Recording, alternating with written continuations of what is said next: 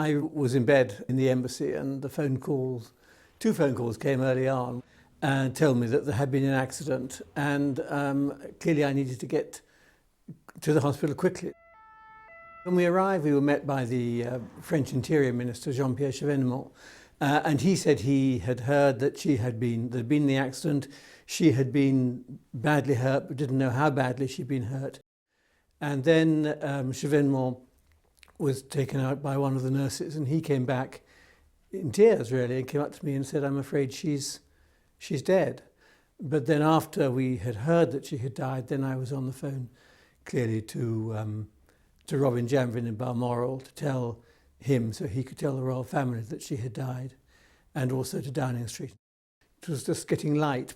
Two Mercedes drew up, and Mohammed Al Fayed got out of them, and I told him that the Princess of Wales was dead. He knew that his son had died, and we offered our condolences.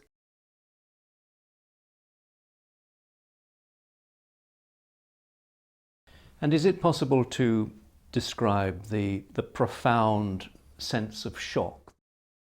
The shock, there was a tremendous shock in the hospital at that stage. And certainly when I was told, and we were told, that she had died, we were aware that this was a profoundly moving moment for all those who had been involved.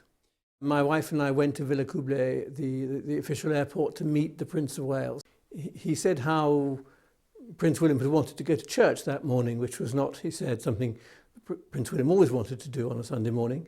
So they had been to church, but throughout that day, that morning, he had wanted to do what he thought was in the best interests of two children who had lost their mother rather brutally.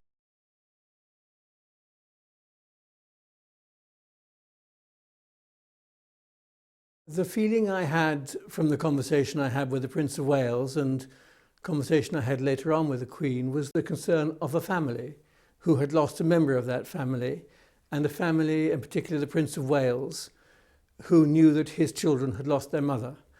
Curiously, the nation wanted to share their grief, it seems to me, with someone, and the person they wanted to share their grief with was the Queen.